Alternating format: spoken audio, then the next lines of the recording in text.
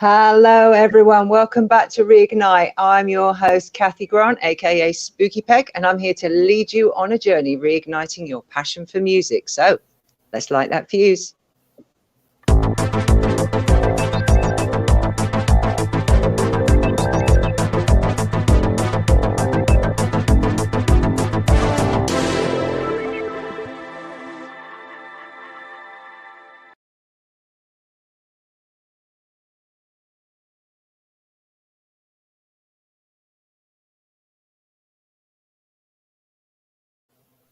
So if you spotted it there was a huge clue to who our guest is today.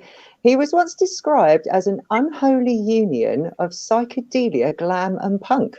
Interesting title.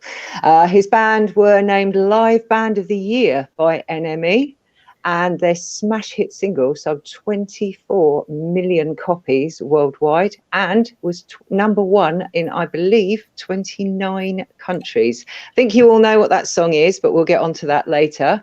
But right now it is time for our appointment with the doctor. So let's welcome the Reverend Dr. Clive Thomas Jackson. Hi, Clive. Hello, good morning. And can I just butt in here on your schedule? Yeah, because go ahead. This seamless program here, that as it's starting, we did have a slight false start, and I've got to explain something. That's because of us. We have a thing called the curse of the medics, and it's still very much around. And it used to happen in studios. We'd go in a studio and we would have a bottle of champagne, and if there were 3 people in the room, we'd have 3 glasses, and the engineer would say, "What's that for?" We always used to say, "You'll find out in a minute."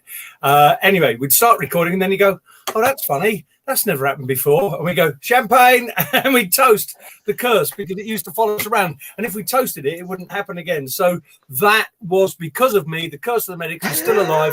So here's the curse of the medics. It's Saturday afternoon, 1 o'clock. I'm an adult. I like to drink. Here's to the curse. There you go. We should be okay now, right? Excellent, excellent. So before we get into things, I would like to pray silence for just one moment, because there is a few pictures that we'd like to put on screen that I hope once we've shown them, you'll explain what they're about.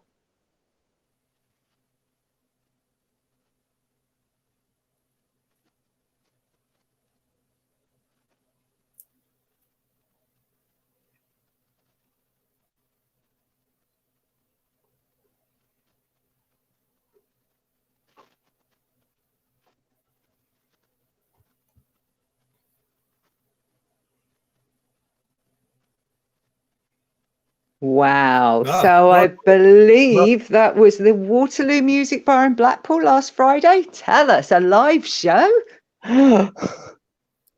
Well, it was a live show. It was quite something, actually, because just to give everyone a bit of history, at the beginning of lockdown, I wrote a show what I wrote, called The Doctor Will See You Now, Life as a One-Hit Wonder. And the idea was to go into venues like the Waterloo Bar. We've also done the Vic at Colville and the Sitwell in Derby. That was in the last little brief lockdown. And the idea was to get myself out there and gigging and working again, because I kind of worked out that before the whole bang could go out, that venues like this would be allowed to do this. So I wrote this show, and I've kind of sat on it now for months and months and months. And we finally got to go out on Friday and do another performance of it. And what a great venue. I mean, anyone, I say this over and over again, but anyone who lives within any distance of Blackpool, who's into music, into live music, if you've never been to the Waterloo Music Bar, please check their schedule and go down there and support them, because they have been through, 14 months, I lose track, of not being able to do gigs. And the current landlord signed the tenancy at 4 o'clock on March the 19th last year. So he had 2 hours having a full open year before it was closed down with COVID. But they've done it up. It's fantastic. They're great. They're wonderful people. We're lovely staff. You'll have a fantastic time. So please get down there. We had a brilliant time. I couldn't think of it was the ideal place for us to kick off. And it was quite emotional, really, because you suddenly realised you're on stage doing what you like to do. And I couldn't think of a better place. So brilliant night. Yeah, absolutely. So did you explore Blackpool? Well, no need to really, because I'm from Liverpool originally, and for many years, and as we grew up and moved to London, our family holidays used to be in I think it was the St Anne's Guest House in Blackpool. So we used to drive up from London, and we used to meet my nan, my granddad. Everyone used to be in this guest house. The smell of brown Windsor soup. Now that will mean something to a certain generation. I was horrified to hear the other day that brown Windsor soup is making a comeback. This is a soup, by the way, for anyone under the age of 60. It was a soup. In those days, you had tomato and chicken soup. And then when we began to, in the 70s, early 70s, began to having packet curries and things like that, we had this thing called brown Windsor soup, which was meant to be sophisticated. It was basically gravy in a bowl. But the smell of it used to get into every part of the guest house. And I used to go, but I associate with the smell of brown Windsor soup my childhood holidays in Blackpool, because it invokes those memories. So I think what I'm going to do, if it does make a comeback, I'm going to order it with every meal I have and just leave it on the table. No one's allowed to touch it, just so we can smell my childhood holidays while we eat. So I'm familiar with Blackpool, so it was but I wasn't familiar with the Waterloo bar, so I stayed in there because, did you know, I went innocently to this music bar thinking we're just going to play music for the audience. They sell alcohol. And, wow. It's been 14 months, so we kind of stayed in there for a bit. I see. No, I used to go to Blackpool all the time. I'm dying to get back up. They used to go to the Illuminations and the Pleasure Beach. And whenever I smell hot sugared donuts, that's the one that takes me back to Blackpool.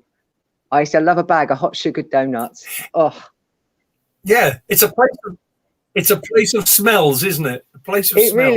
It really is. Do you do the Pleasure Beach when you're there or not? No, I think I'm far too old, and my body's not robust enough these days. No, come on. So being back in front of a live audience after so long, do you? The last time I went to the Pleasure Beach, my kids were about 8 or 9. Well, they're 30 now, and I think if they have grandkids, I might be tempted. But so it doesn't matter. It's the first thing I'm doing when I get up there. I'm on that big one, I tell you. So you haven't been on stage now, obviously, for quite some time. I don't know if you suffered from nerves ever before, or did it make you nervous going back to it, or was it just excitement?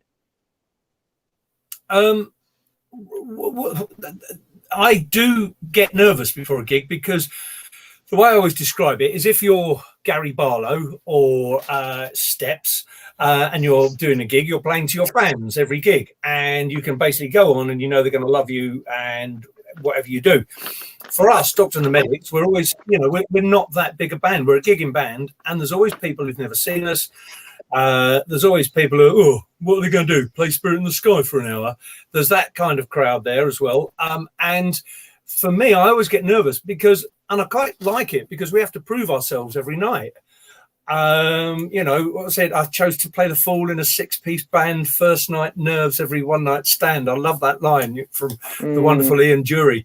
But no, I do get nervous, because I always think, we've got to go out, we've got to do it. Or this is like day one from when I was gigging. And I without that, I don't think I'd get the fun from it that I do now. So here's hoping I never get successful enough to not get nervous. I think I'm quite safe on that one.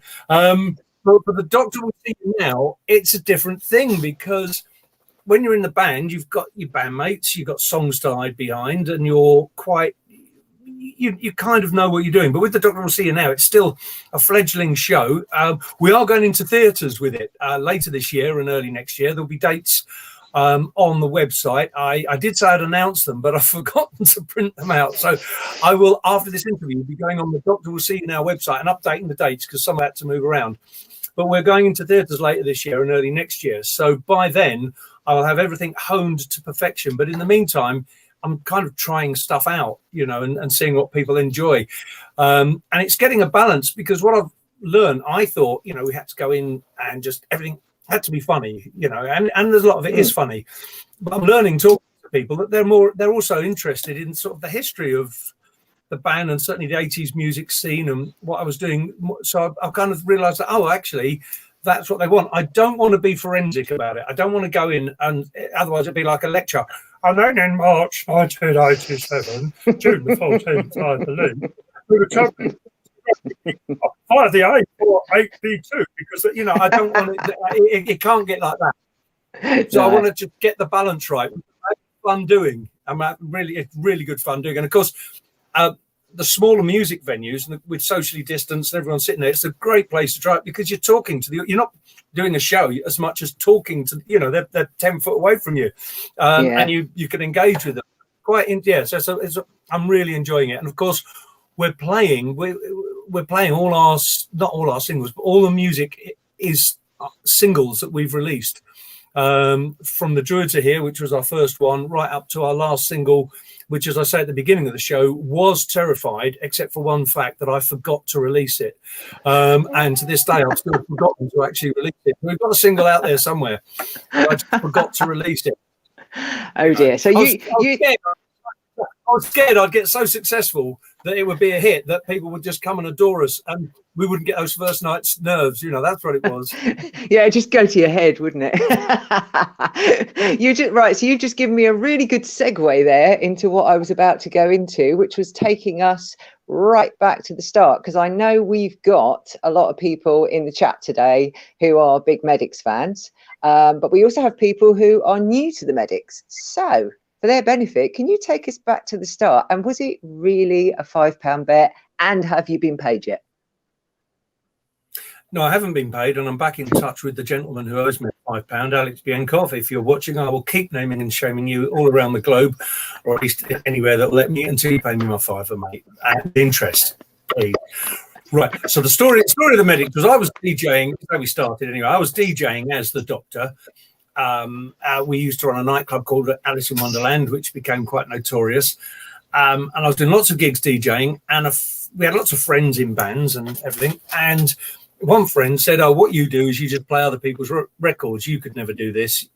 You know, it's easy just to stand there and play other people's records, blah, blah, blah." So the one thing in my life that I've never made a positive decision, I'm going to do that, I want to be that. I just wait for people to tell me what I can't do, and then I go and do it to prove them wrong. And that's kind of the moral of The Doctor Will See You Now, by the way. It's let other people be the ones to tell you what you can't do. It's their problem, not yours. Go and do it.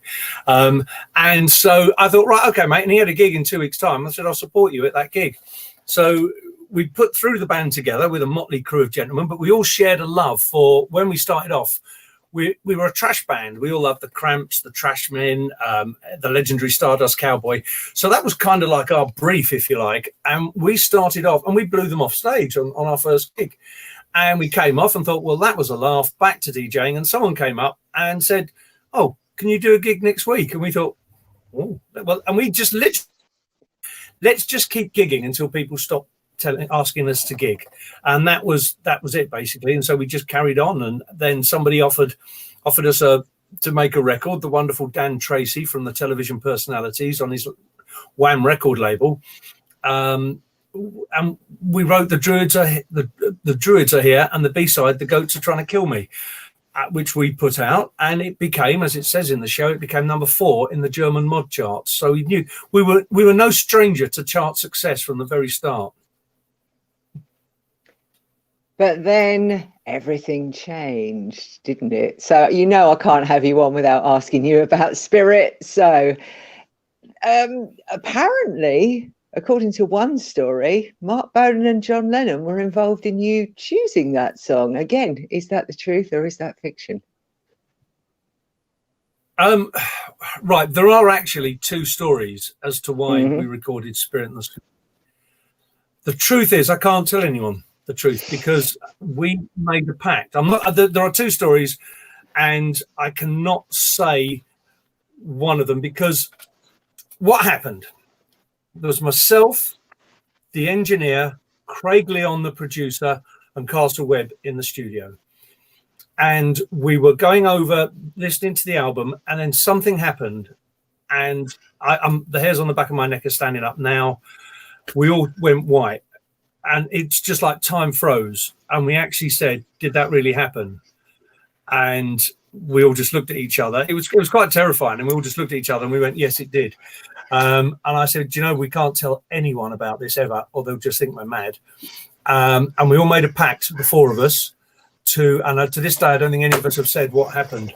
But I did say, look, you know what we've got to do now. We've got to record that song. And so we did. And it was kind of, yeah, that's what happened. But I'm afraid I can't tell you. You take the mystery to your grave. Not for a while. No, Yeah, well, hopefully not. I was going to say, you got some dates coming up. Yeah, all four of us made a pact, and so far none of us have broken it. So good. Fair enough. And if we listen very, very carefully, though, to the song, you changed a line in it. Is that correct? Yes, there is a line, because Mark Bolan and John Lennon were involved in some way in us recording it, which is why Craig Leon said, well, if we're going to do it, because of what's just happened, that's why he put all the Tony Visconti strings, the kind of T-Rex sounding strings which you've got on our recording of it. And I, instead of singing When They Lay Me Down to Rest, I'm singing When They Lay Me Down T-Rex, which is my tribute to Mark for his part in it.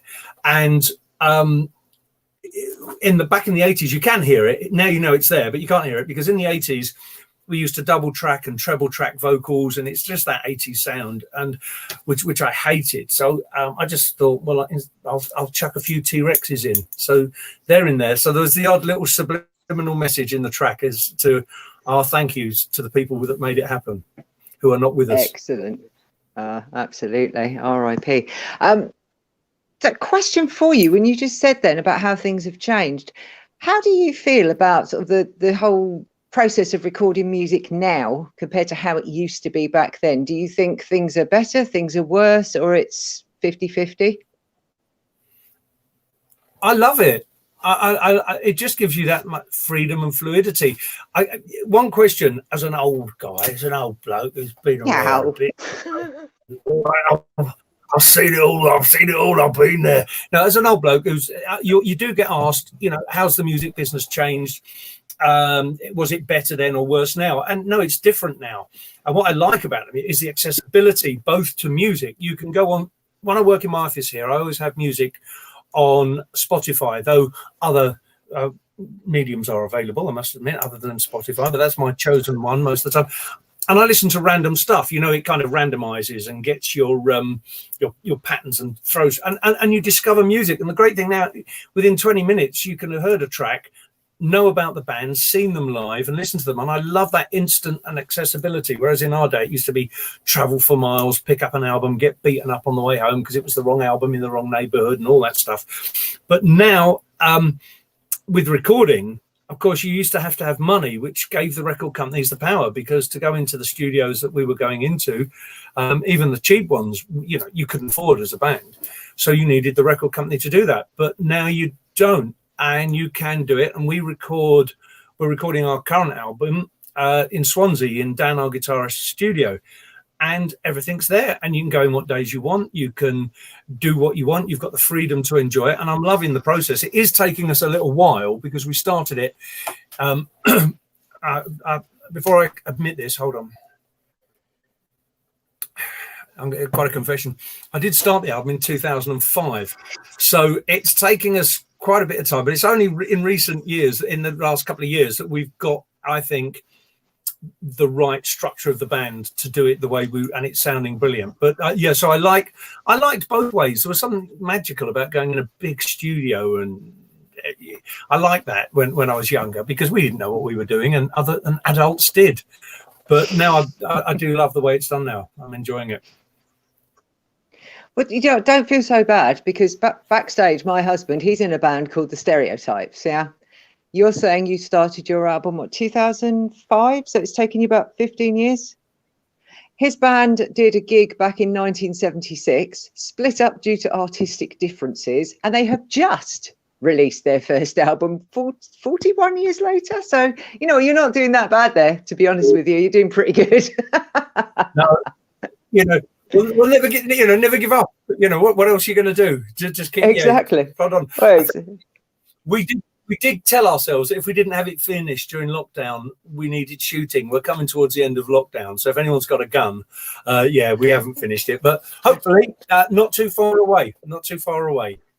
Excellent. And going back a little bit there, we were talking about spirit and the story that can never be told.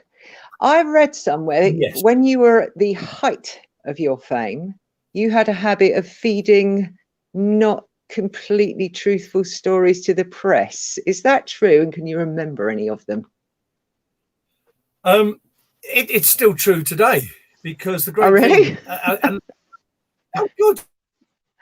You know, you said at the beginning of the show, 24 million records, a hit in number one hit in 19 different countries.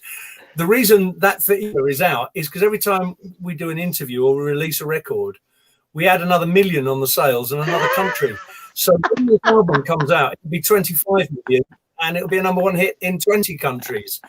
The great thing about not being Mick Jagger or anyone really famous is you can do this. This is why on Wikipedia, they've taken some of this stuff down now. So I've got to start redoing it again.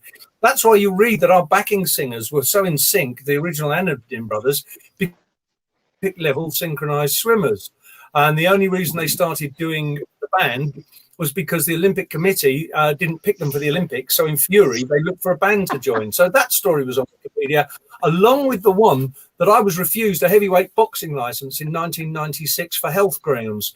That was also printed. So, yeah, we just put this stuff out, and it's great because people do believe it. I mean, one bizarre story was that I became a snail farmer in Wales. Now, the fact is that's true. So I can come out with all of these stuff and I can always throw in the odd random truism and nobody will know. I was going to, before I did the show, I didn't write a book. I never wanted to write a book because in the words of my manager, I said to him, Andrew, if I wrote a book, nobody would believe it. He said, dear boy, if you wrote a book, nobody would buy it. And I think he had a certain point. In the end, I was going to write a biography. I was going to put at the beginning 50% of this book is a total fabrication, but we're not going to let you know which is true and which is not. So I just thought, well, as I was writing the show, I thought, well, let's have a bit of fun with it. Let's, you know, we don't have to tell the truth, do we? Because then you get back to the, well, yeah, it's just like, no, let's have fun with it and let people can possibly work out what's true. I've sometimes forgotten what's true and what isn't. So. What is it, that line? I'm a huge Alice Cooper fan. I think his line is something like, never let the truth get in the way of a good story. So apparently you're in good company with that. Absolutely. Actually, thinking about Alice Cooper, there's certain similarities there because obviously you have a very particular onstage look, as does he. So does that help, particularly like when you're hugely, hugely famous? Were you then able to have a normal life without being hassled? Because you live quite a peaceful rural existence, don't you? Peaceful rural, I love that. Yeah. Sounds like I sit in the field naked meditating. Hey, whatever floats your boat. I do sometimes, apart from the blue paint, you understand, at certain times of course. Of the year. Well, I wouldn't say it's ever been particularly normal. I don't think anyone's life is normal. I think when you analyse people, it's you know, it's you hear people's stories. I always love to listen to people's stories, and people say, "What does he do?" And I say, "Oh, he's a so and so." And I think, well, hang on.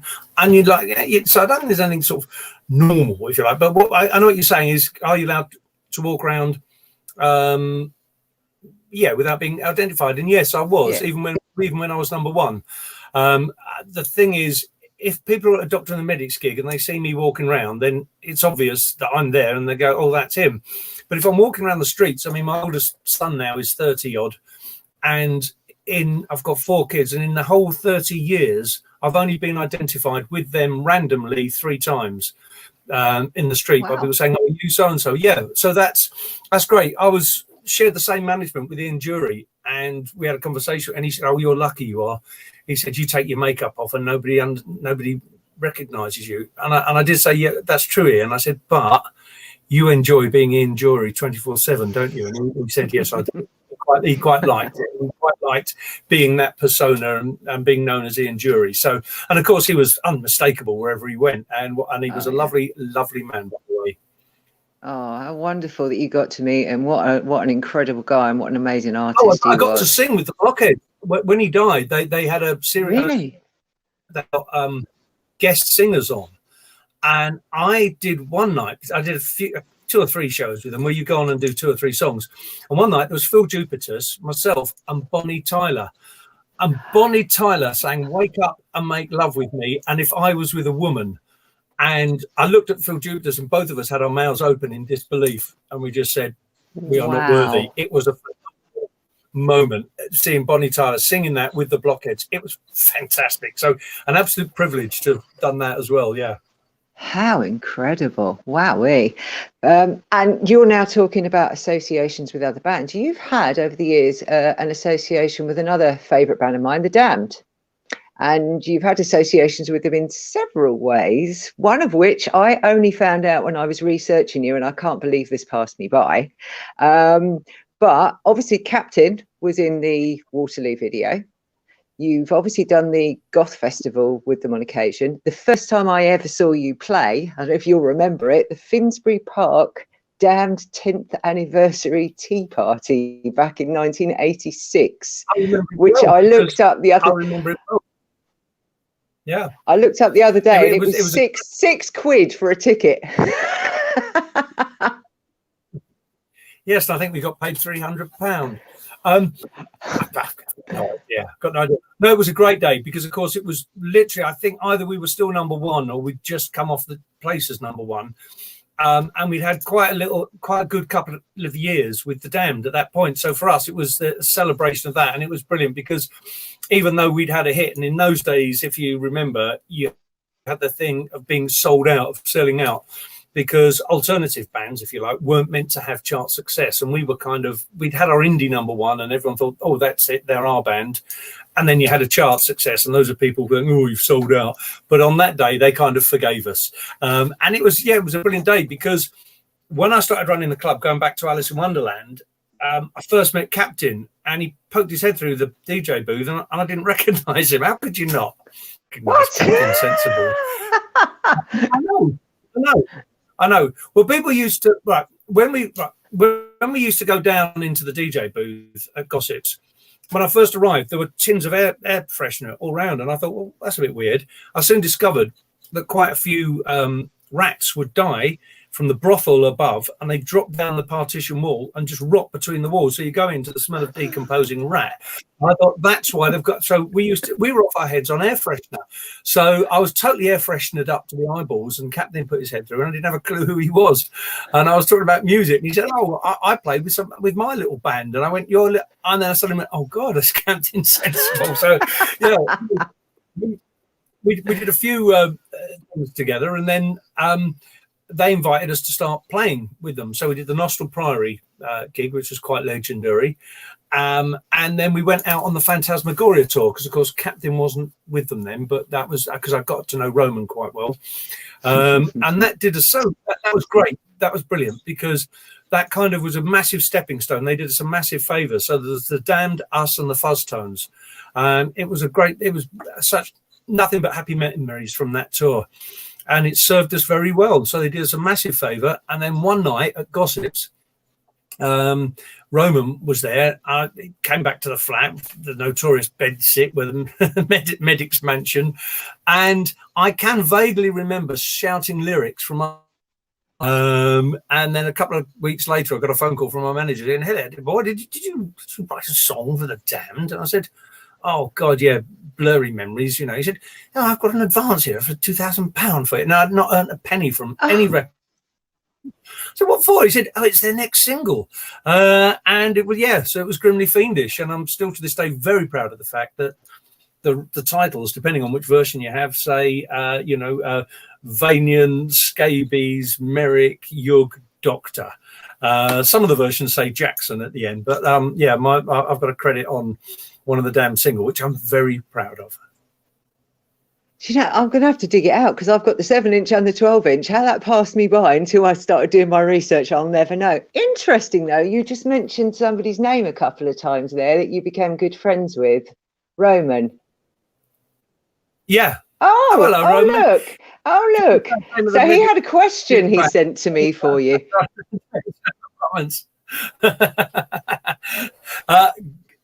God, Jonathan the tap dancing giraffe and the irritated rug Roman. I can't remember the set. Yeah, you were in it, I think. I can't remember what else we did, but I think we did 96 Tears. These boots are made for walking. I can't remember anything else. I know people will know. Hello, mate. Lovely to see you. Let's phone. Let's phone. I'll see you later. Yeah, lovely, man. I haven't seen Roman for many years. And kind of the year before lockdown, we kind of got together for a friend's birthday, and we all said, "Oh, let's get together again." And then, of course, lockdown. So, Roman, I'll see you soon, mate. Oh, and by the way, just to settle the argument, we always argued over who wrote what in Grimly Fiendish lyric-wise. Oh yeah, go on then. I'm not 100% sure, but I'm pretty sure I wrote all the good ones. Of course you did. And if anyone doesn't know the song we're talking about, if you put Grimly Fiendish in on YouTube, you'll find it, and there's a great video to go with it as well. A very good video. It is a brilliant video. And do you know what, we're talking about putting that into the Doctor Will See You Now show at a later stage, because oh really? I've never sang it. Yeah, I've never sang it, and it's a wonderful song. So yeah, and it's something that I didn't realise at the last show. I gave that story that I've just told, and people were extremely surprised. Even Damned fans as yourself, didn't know. So I thought, yeah, well, I might as well put it in and get to sing our song again. I reckon definitely, for sure you should. Yeah, because I'm going to come along and see it at some point, so I'll expect to be seeing it. Yeah, there we are. Oh, pressure. Well, hopefully, because I was having a word with Roman, I told him you were coming on, and hopefully at some point I'll be getting him on here. Then you can ask him a question. Oh, excellent. Do let me know so I can embarrass him when he's on air as well. Oh, I certainly will. So we're talking about, obviously... Yeah, we did. Well, Roman and I wrote some other songs together, and I recently I did find them. I dug them out, and I think something happened with them. Well, we'll have to get him on now, because we'll have to talk to him about it, won't we? Right, Roman, you're next. So other things during lockdown I was going to talk to you about. So obviously you got the show up and running, and you're nearly there with the album. I mean, obviously lockdown was a tricky time the world over, and some people cope with it better than others. And anyone out there who hasn't coped or isn't coping, hopefully you've got someone that you can talk to. There's people that will help you with it. We'll all get through it, and everyone's there for everyone. But for you, I know you took a lot of time to get your creative juices flowing, so to speak. So can you tell us about the album? Because the title's pretty unusual. Where did it come from? The working title, we're not sure. Well, yeah, just what you said, by the way, to everyone, because I took a bit of time out as well. I reached out on Facebook and I said to people, look, if anyone's really struggling, get in touch, because I think I went through a very bad first 3 weeks. We're just watching. We had our busiest year for 25 years lined up, and to just watch it crumble like dominoes just within a week was quite something. And I had to step back and sort myself out. But then I did, and then I saw people. I could see from their social media that they were in the same stage that I was about 3 weeks or 4 weeks before. So I just reached out, and I was getting some terrible stories. But in the end, I just put together a Word document and said to people, I said, just start working through that. These are people you've got to contact. You don't have to sell your guitar. You don't have to do this. So, and then there's been times when other people have helped me. I've been lost, or just because you go through months and months of without working, and I've just started working. I started at the beginning working Monday to Friday and kind of easing off at the weekends, and that kind of got me into a certain structure. But there's been times when people have given me a lot of help, so we are all here for each other. And the last thing I want to say is, as we come out of it, don't wait for a switch to be flicked and all the gigs you were going to do to come back online. They're not. They're going to trickle online. Some aren't going to be there. Some aren't going to happy. So don't give in. What you have to do is, I know we're all older now, but you have to put your 18 to 25-year-old head back on. You have to remember what you were like when you started doing this. and you have to, think of the things we used to do, sitting in the back of vans on gear for 200 miles, or going everywhere without money, but because we were determined and we wanted to do it. So you have to get back into that mindset, and it's not very easy, because I know we were at a stage, a lot of us, where we thought, great, we've got a great gig this year. Oh, look, next year we've already got gigs in, and the year after that, brilliant. But that's gone. And you have to accept that, and you have to kind of rebuild, but put yourself back in get your young head back on. And I found it quite inspiring. It's done me no harm at all, because, as I say, I got into the album and I kind of analysed it. And the title you mentioned, I thought, lyrically, what do? I don't want to try and sound young and, you get jiggy with the kids and, hey, rock and roll kids, no, because I'm not. And the other thing I didn't want to do was become an old man going on about, oh, isn't everything rubbish? It was better in our day. So I kind of had to rethink of it. And I thought, well, what did I used to write about? And I used to basically write fantasy and weave it in with a bit of fact and everything else. So I thought, well, let's just make up a story. So I came up with a story in my head, and it's not like a rock opera, but every song is a chapter of this story, and it's called The Optimal Mystic, and it just seems to work for what it's about. So very excited, and I've started doing the artwork for it. And so that's how far down we are, and I'm getting really excited again, and it's going to be out on vinyl. Hey! Yay! Some vinyl. Excellent. Love a bit of vinyl. So you just mentioned their artwork. So you've done it again. You've given me a lovely segue into something we were talking about before we came on air.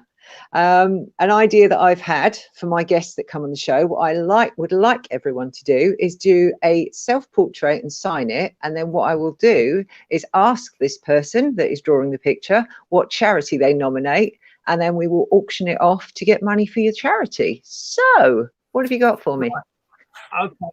Well, I'm going to draw mine live on air, because it's very simple. I started using this. Whoa. It's kind of like a self-portrait, doesn't look like it, but I started doing this when I started putting this at the end of my signatures, and I will explain it. Right, that's me. Can you see that? Right.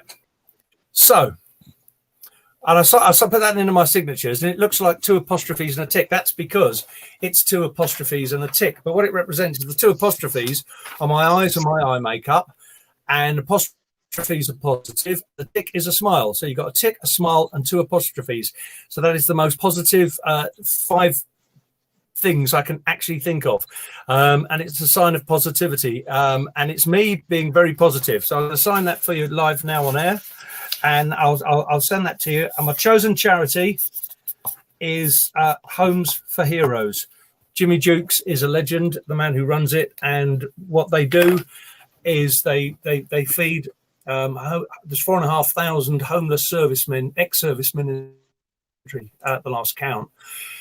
They provide them with food, but not only that, they help people get onto the rental ladder. They help them get accommodation and get sorted and get set back up in life if they're fallen by, and it's very needed. It's a fantastic charity. Not many people know about it, but if you've enjoyed this interview, please do Docky Poo a little favor. Get online, go Homes for Heroes, go on there. Just give them a fiver. Give them something. So give them the cost of your next pint in London, which is £9.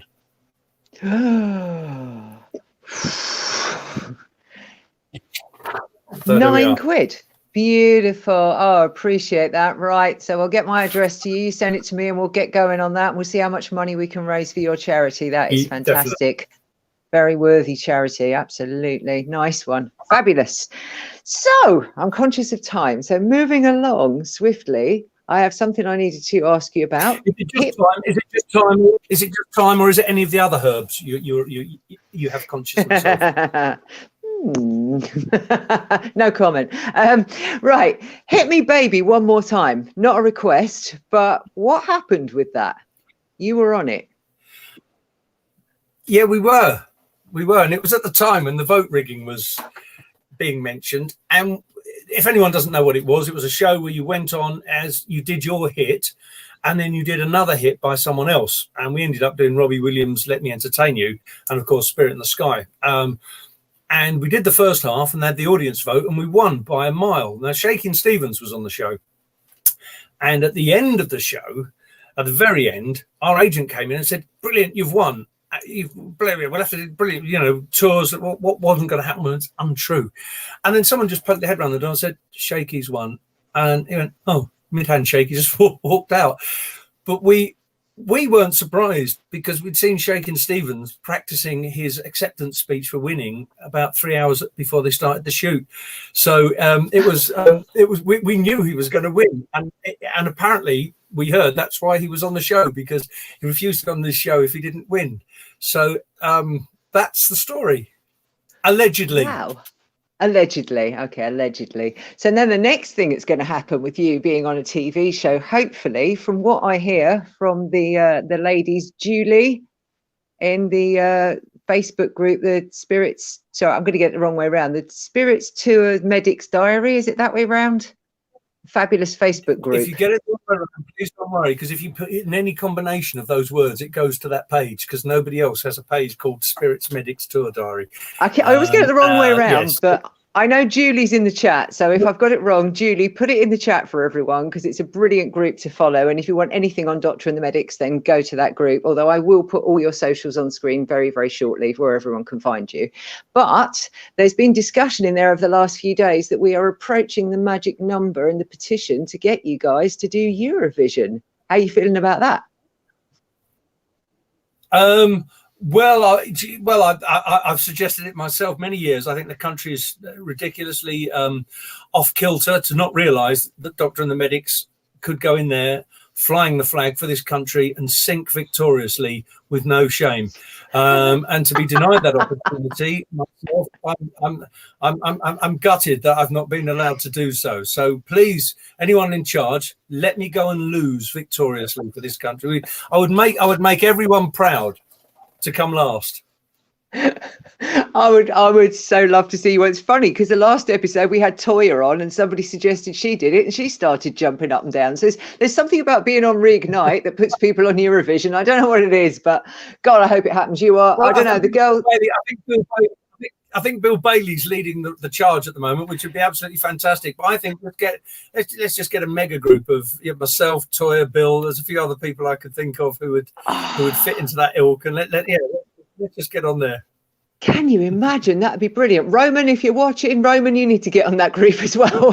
God, that would do it. Oh, yep. that would be something. Yeah, because it's Bill Bailey's in the process of writing, isn't he, to a song for it? I think. I've got. Do you know what? This is all for Twitter and social media, so I've got no idea what is actually happening in the real world. But in the Twitter world, I believe we're all doing it. I can't wait for the next Eurovision. Oh, there we go. Thank you, Julie. Spirits Medics Tour Diary. Thank you. Sorry, Julie. Got tongue-tied with that one. Another question I had for you about all your busy things that you're doing. Dead Baron. What could you tell us about being a dead Baron? Oh, do you know what? I had to think then.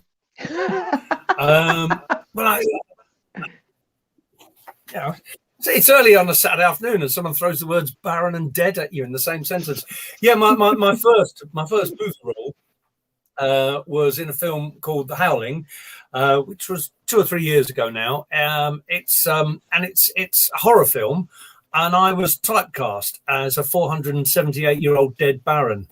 So if any film directors are out there and you're looking for a very old dead Baron, I'm saying, don't waste your phone bill on anyone else. I do dead Baron better than anyone. There you go. You never know who's watching. You never can tell what could come of this. I was looking forward to some kind of award, but apparently there's no dead Baron Oscar. Which I think needs looking at seriously. That needs rectifying immediately. Thank you, Ash. So husband Ash has just put up on screen, scrolling across the bottom, all your socials where anyone wants to find out anything medics. So while everyone is taking those details down, I have a couple of bizarre questions that I like to throw at my guests, if you don't mind. Okay. Yeah. And my first one is very important to me. Do you like Jaffa Cakes? And if not, what is your favourite biscuit? No, I don't like Jaffa Cakes, and I'll tell you why. Because I like oranges, but anything that has an orange flavour doesn't taste of oranges. It tastes of orange flavouring, and we've all come. And the reason I don't like it is because I don't particularly like the orange flavouring, but we've all come to accept that orange flavouring doesn't taste of orange, and I don't think we should accept this any longer. And I think Jaffa Cakes should be made to say orange flavour that doesn't taste of orange. Because do you taste any orange in a Jaffa Cake? No, you don't. You taste orange Jaffa Cakes. I'm not falling for this anymore. So unless it tastes of orange, I'm not going to eat another Jaffa Cake in my life. Now, my favourite biscuit, I did think about this, and do you know what? It's shortbread, and that's not even a biscuit. So, oh yeah, not even bread, is it? Well, no, it's not bread, but no, I do like bread dunked in tea till just the moment. Ooh. Just the moment, so it doesn't perfect. Yeah, no. Yeah, you don't want to leave it that bit too long. Yeah, you leave it too long, and you get the sludge at the bottom that you got to scoop out. That's no fun at all. It's a good choice. It's a good choice. And my other favourite question for my guests is: do you have any spooky tales that you can share with us? Yes, of how we recorded "Spirit in the Sky." Ah, yes. Fair enough. But I'm not going to do it. And my other question to you is about the snail breed. Now, you brought it up earlier, but Julie did say to me I needed to ask you about your snail breeding. I've got to ask you.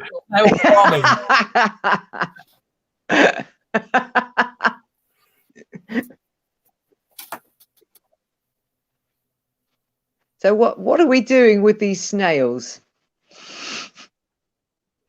Right. Well, I moved to Wales, and lovely. I'm still in the same place now, and it's in a wonderful, wonderful spot. I had a tiny bit of land, and I thought, well, I might as well use the field for something. So the first thing I looked at was llama farming, which everyone thought was ridiculous at the time. But now there's loads of llamas around the countryside now, if you see them, and they're there to protect sheep, and people go walking with them. So I was a bit of a visionary. However, I didn't do that because it was quite intense, and you needed vets to do stuff and everything. So I kind of worked my way down the food chain. So I started with llamas, and I came via Angora rabbits, and ended up at mollusks. So I started farming snails.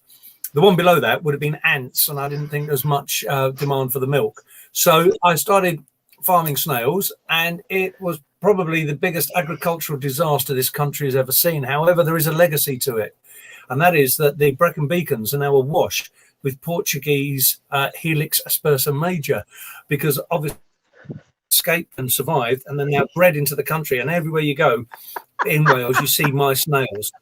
Now, people have said about the increase in the red kites in this area. I'm responsible because obviously the snails provide food for some, and it's fed the food chain. So that's why we have so many red kites in Wales, because of my ex-snails.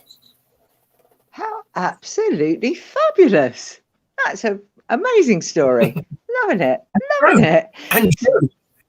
And actually, yeah, but this one is actually true, is it, Clive? I don't know. He's down. Yeah, I just here lies Clive Jackson. He was a crap snail farmer. That's all I want. I forgot to ask you. You mentioned your son before. He was in a band called the Spartans. Is that still happening? No, that was Paul from the Medics, not my son. Although no, my son actually did. Sorry, yeah, Ozzy. My son did play. Ozzy OZZE, by the way, not OZZY, shortened for Austin. We didn't name him after Ozzy Osbourne. Oh, hang on. I'll just scribble on my notes. I've got a Y. I'll just scribble that out. No, he did play. He did play for it. Paul, who was in the Medics for a while, started to do all our dancing and stuff on stage, and then played guitar for us for a bit, and we'll do again at some point. His band was the Spartans, and my son played for them, and I don't think they've done anything for a while, but hopefully they will, because they just do local gigs in the area, and they're very, very good fun. Yeah, kind of ska, punk, and randomness. Oh, excellent. So question then, who out of modern bands or up-to-date current bands, says the old woman, do you listen to? Who can you recommend that's out there now, if anyone? Do do you know what? My memory fogs over at this point. When people say to me modern bands, I go, "Oh, I like so and so," and it turns out they're 20 years old, and I've only just discovered them. So I cast my mental net very wide. But I tell you who I am absolutely. I've rediscovered, and forget 20 years old. This guy's been performing for about 60 years. Is Eric Burden. I've really started looking into a lot of stuff I didn't. Right, him and Steve Marriott, I think, were two of the best sort of bluesy singers from sort of British type bluesy singers that we had. They were both amazing vocalists, and my favourite vocalists. And I'm kind of rediscovering Eric Burden at the moment. So. And it's wonderful. And I'm really, I'm boring people in the car because I'm playing.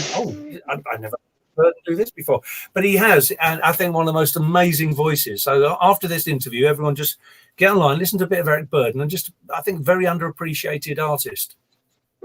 Brilliant, excellent. All right, we'll go and have a listen to that. And the other one was, what TV shows are you watching? Because I don't know about you, but because of lockdown and things not being filmed, we're running out of things to watch on TV. Have you come across any good series that we can watch? I don't, to be honest, I don't watch a lot of television. I don't watch. I have kind of. I've almost got through that entire series of Shameless again, which was brilliant. And you can watch it time and time again. And I hadn't seen it for a while, and I love Shameless, I must admit. But no, I did watch Time, which was fantastic. It was only 3 episodes, sadly, but with Sean Bean. And one of the best things I've seen on telly for a while. I recommend everybody to go and watch it. And the great thing about it is it kept Sean Bean busy for a while, and we all got reminded how good as an actor he was, but it did allow other voiceover artists to do 1 or 2 adverts while he was busy acting. So on behalf of all voiceover actors, can someone else give Sean Bean another amazing role so that some of us get a chance to do a few voiceovers here and there? Go on, Sean, you're a great actor. see, because you could take over on that advert for tea, couldn't you? Because you could be there with your shortbread biscuit, dunking away. You could sell tea bags easily.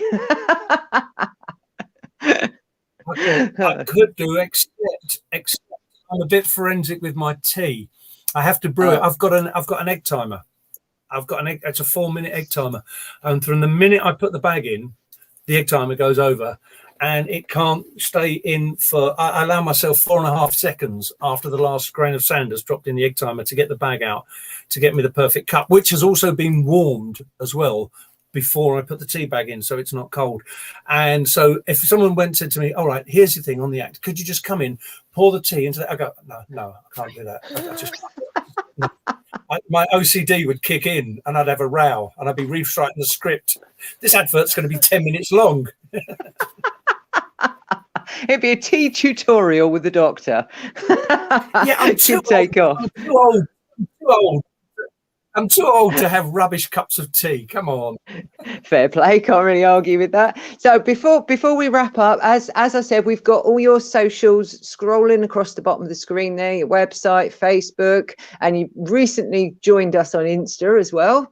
So anyone who wants to find out anything medics can go to any of those sites. I just checked this morning about your upcoming dates, and what I've seen is you should have been, is it Springhill tomorrow? That's been postponed. Springhill, yeah. Our next actual gig is the 18th of July, up at Hale Barnes. Oh, okay, because when I looked this morning, you've got the Minty Festival in Swindon on the 2nd of July. Is that not happening now? I need to get busy updating my date sheet, don't I? No. And I've got the Tropic. I think that went last week. So yeah, I need to get. I'll tell you what, everyone. I'll make you a promise. I will post on my Facebook this evening a new link to my date sheet because I've got to go in and update them. But Hale Barnes on the 18th is our next gig. So right. Okie dokie. Right. Okay. I'll screw that up, that bit of research, then, and chuck it over there. So as I say, I will slap myself. The doctor will be updating the website for you all later, so I'm going to have to let him go in a minute so that he can crack on. So before you go, a cheeky question so that I can do a sound bite for future shows. Would you recommend people should watch Reignite? Ladies and gentlemen, if you haven't watched Reignite, please do yourself a favour, tune in to Reignite. It's upbeat, positive, and it has people like me on it. It's a wrap. Perfect. I love it. Thank you so much, good doctor. Sean Bean, that's how you do it, mate. All right, if you're watching Sean Bean, stick to your acting, leave the voice over to the professionals, mate. That's it. He's got it. You see, we can put that out there. We can get you work. So anyway, thank you ever so much again for joining us. It's been an absolute pleasure. And hopefully at some point down the line, once you've done some more dates and everything, we can get you jumping back on, come back to see us. Thank you, everybody who's been watching and everybody in the chat. Thank you to Julie and hang on, which way around is it? Spirits Medics Tour Diary. Is that the right way around? But thank you to those guys for supporting this show, and to Julie for all her help and information about snails. Thank you. Yes, Spirits Medics Tour Diary. There you go. I got it, Julie. I got it. But it's a fabulous group. If you want to know about the medics, go on Facebook and join that group. It's wonderful. And can I just also thank my friends in the chat, Kanak, who helped set up this channel and has been an absolute legend, because technology at my age, and he's in his 20s, and these kids are good with technology. So thank you to Kanak. I've seen Mike in the chat. So Pink Sock is another show you should watch. Kanak does the Voice It show, both of which are excellent shows. And also all of these shows came out of In the Trenches with Ryan Roxy. So if you're not watching that, go and watch that. Anyway, I've got all my thank yous and everything done. But Clive, I know we overran a little bit there. I do apologise. But it's been an absolute pleasure having you on. After 35 years of seeing you at Finsbury Park, I finally met you. There we are. Well, thank you. Well, thank you for having me on. And everybody, please, what I said about venues and earlier and bands, we do need people to come out and about. So get back to live music. Or what tends to happen, if you see a venue down the road, you're thinking a few years, well, let's go down there, and it's gone, it's closed. So let's keep supporting live music, keep supporting young venues, and remember, they're at the heart they're at the heart of what we all love. So let's all get back out there. Bands, get ready to gig. People who want to go to gigs, get ready to come and see us, and we'll all get there together and support these venues. Thank you. Absolutely. Well, hopefully see you out on the road somewhere soon.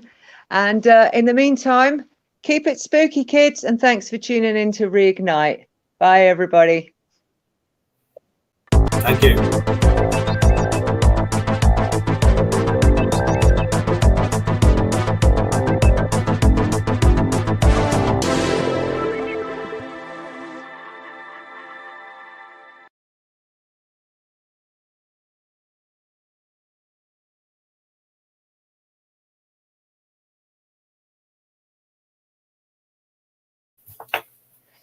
Thank you so